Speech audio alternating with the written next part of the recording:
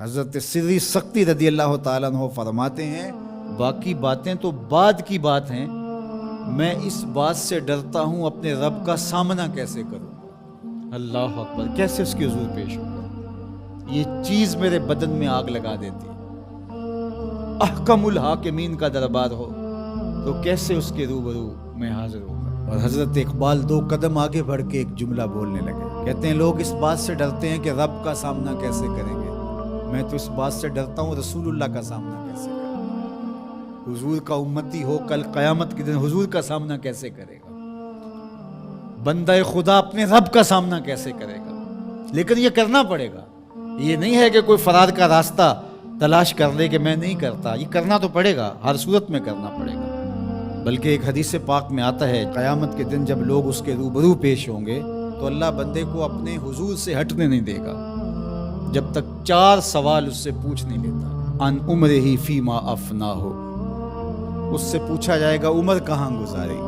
دوسرا سوال جو اس سے کیا جائے گا ان جسدہ فیما ابلا ہو، بتا اپنے جسم کو کن کاموں میں لگایا، تجھے پھریرا بدن دیا تھا، اٹھتی جوانی تھی، عنفوان شباب تھا، چمکتی آنکھیں تھی، روشن چہرہ تھا، تجھے سنتے کان بولتی زبان بخشی، چوڑی چھاتی عطا کی، نرگسی آنکھیں تھی، کشادہ پیشانی تھی، قدِ رانا بخشا گیا۔ جب تو چلتا تھا تو تیری رفتار سے غزال خطابی شرمندہ ہوتے تھے، تیرے لہجے کا بانک پن، تیری زندگی کا جمال، تیری چڑھتی جوانی، تجھے دی گئی طاقتیں، صلاحیتیں، بتا تو نے اپنے جسم کو کس راہ میں لگایا۔ اللہ کے حکموں کی تعمیل میں تیرا جسم کمان کی طرح رکوع کی صورت میں جھکا، کیا تو اس کے حضور سجدے میں گیا، تو چل کے مسجد کی راہوں کا مسافر بنا یا نہیں بنا۔ جسم کے بارے میں پوچھا جائے گا فیما ابلا ہو وعن علم ہی ماذا عامل فی، اور پوچھا جائے گا تجھے جو علم دیا گیا تھا بتا عمل کہاں تک کیا۔ صرف تقریریں ہی تو نہیں کی، لوگوں کو سمجھاتا رہا اور خود کورے کا کورا رہا، لوگوں کو عمل کی دعوت دیتا رہا اور اپنا من گندا اور میلا ہی رہا، لوگوں کو تلقین کرتا رہا لیکن خود اس پر عمل پیرا ہوا یا نہ ہوا۔ چوتھا سوال جو بندے سے کیا جائے گا وہ ان مالہ من این اکتسبہ وفیما انفقہ، بتا مال کمایا کیسے اور یہ بھی بتا مال خرچ کہاں کیا۔ مال کے بارے میں 2 سوال، کمایا کہاں اور خرچ کہاں کیا۔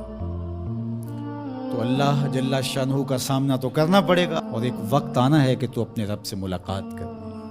ارشاد فرمایا کہ اذا احب عبدی لقائی احببت لقاءہ وَإِذَا كَرِهَ لِقَائِي كَرِهْتُ لِقَاءَهُ، جب میرا بندہ مجھ سے ملنے کی چاہت رکھتا ہے تو میں بھی اس سے ملنے کی چاہت رکھتا ہوں، پھر وہ ملاقات تو پھر زندگی کی آرزو ہے کہ میں اس کے حضور جاؤں، لیکن اچھے اعمال کا ذخیرہ ہوگا تو پھر ملنے کی آرزو ہی ہوگی۔ گناہوں کا بوجھ ہو تو پھر ملنے کی تمنا ہی نہیں ہوتی۔ جو اشتہاری ہوتے ہیں وہ تو شہر سے گریز کر کے پردے میں گزرتے ہیں، تھانے کے آگے سے کیسے گزریں گے؟ جن کے ذمہ جرم کوئی نہیں ہوتا تو ان کو کوئی پرواہ نہیں ہوتی ہے، اللہ کی پکڑ سے کوئی بچ تو نہیں پائے گا، لیکن جنہوں نے اللہ کی رضا کے لیے زندگی بسر کی ہوگی، اللہ جل شانہ سے ملاقات کا شوق انہیں کشاں کشاں اس کی دہلیز پہ لے جائے گا۔ تو کہا یا ایھا الانسان انک کادح الی ربک کدحا فملاقی، تو اس سے ملاقات تو کرنے والا ہی ہے، کرے گا تو صحیح، لیکن ملاقات کی کیفیت کیا ہوگی، حالت کیا ہوگی، صورت کیا ہوگی، اب یہ تیرے اعمال کے مطابق تجھے پتہ چلے گا کہ تو کہاں کھڑا ہے۔ تو اپنی مختصر زندگی کو مالک کی راہوں پہ ڈال دیں۔ یہ زندگی ایک بار ہی ملی ہے، دوبارہ نہیں ملنی۔ یہ اس وقت ڈاڈا پچھتاوا ہوگا، لوگ کہیں گے یا اللہ ایک بار بھیج دے بس، اب تو آنکھوں سے سب کچھ دیکھ لیا، دوبارہ تو سر سجدے سے نہیں اٹھائیں گے۔ کہا تجھے بھیجا تھا، پیغمبر بھی بھیجے تھے، کتابیں بھی اتاری تھی، روز مرتے ہوئے لوگ تیرے سامنے تھے، اٹھتے ہوئے جنازے تیرے سامنے تھے، پھیلے ہوئے قبرستان، ڈوبتا ہوا سورج، یہ عارضی دنیا کے کتنے نقشے تمہیں دکھائے لیکن تو پھر بھی نہ مانا، اب دوسرا موقع نہیں۔ یقول یا لیتنی قدمت لحیاتی، وہ کہے گا کاش میں اس زندگی کو اس زندگی کے لیے آگے بھیج دیا ہوتا، لیکن پھر سوائے پچھتاوے کے اور کچھ نہیں ہوگا۔